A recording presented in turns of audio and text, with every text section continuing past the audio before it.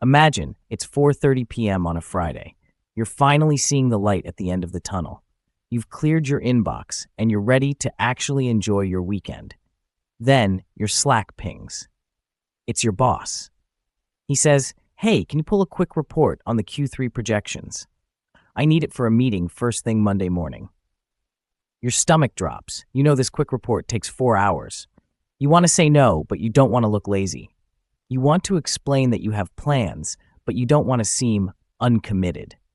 So you say, "Sure, no problem," and you spend your Friday night staring at a spreadsheet while your dinner gets cold.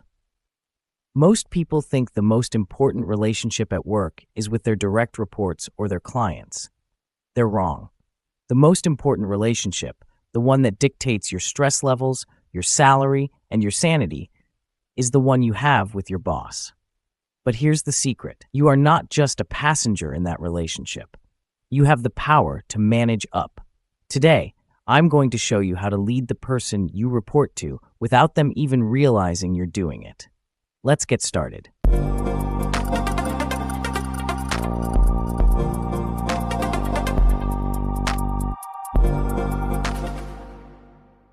Hi everyone, welcome back to the Work Chat.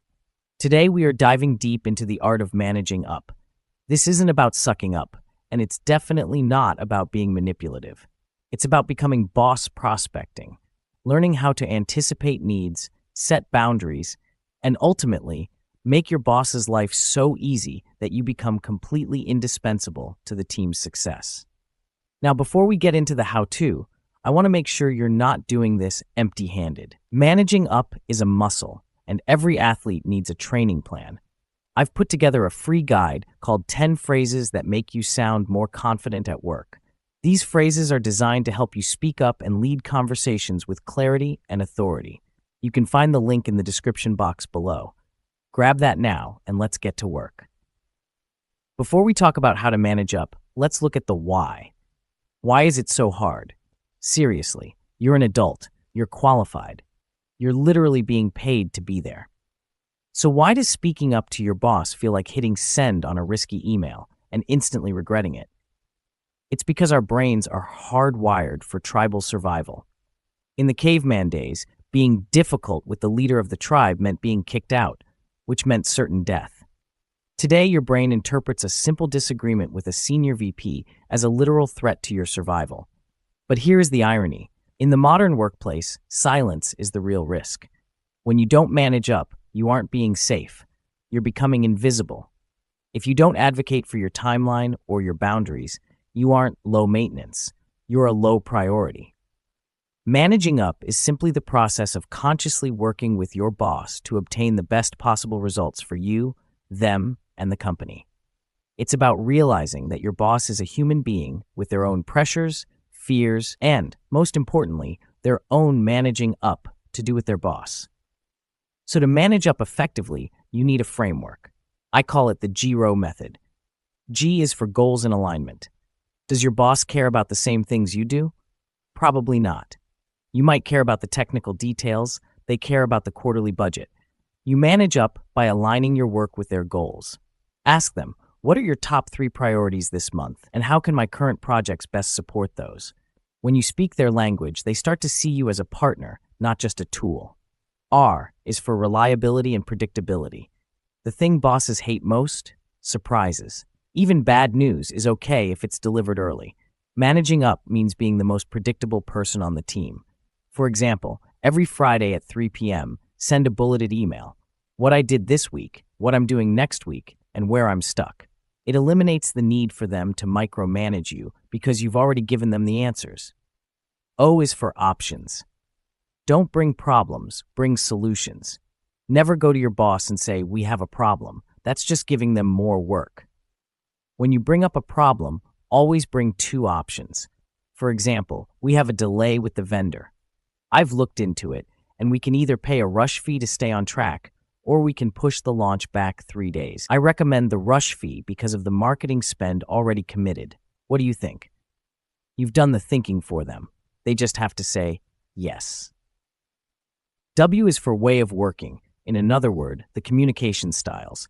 Does your boss like long emails or quick Slacks? Do they want to know every detail? or just the bottom line? Ask the operating manual question. When you have urgent feedback, do you prefer a call or a message? And for project updates, do you prefer a weekly meeting or a written report? Adapting to their style is the fastest way to build trust. Now, you might be thinking, this all sounds great in theory, but what do I do when I'm actually put on the spot? Or what if I notice a massive mistake happening in real time? Well, let's look at a few common scenarios. Scenario 1, the scope creep. Your boss drops a new project on you when you're already at a 100% capacity. In this case, you can say, I'm happy to take this on. To make sure I can give it the attention it needs, which of my current priorities, Project A or Project B, should I move to the back burner to make room for this? You aren't saying no. You're asking them to help you prioritize. Scenario 2, the micromanager. If they are checking in every hour, you can say, I want to make sure you feel confident in the progress here. How about I send you a summary every morning at 9 a.m. so you don't have to worry about checking in throughout the day? You are reclaiming your time by providing an information shield. Remember, managing up isn't a one-time event, it's a lifestyle. It's about moving from a reactive state, where you're constantly waiting for instructions, to a proactive state, where you are leading the relationship. If you found even one of these scripts helpful, do yourself a favor and download that free guide I mentioned earlier, 10 phrases that make you sound more confident at work. It's designed to take the guesswork out of your next meeting and help you stand your ground with grace. The link is right there in the description box below. If you find this episode helpful, hit that like button. It really helps the channel reach more people who are struggling with office politics.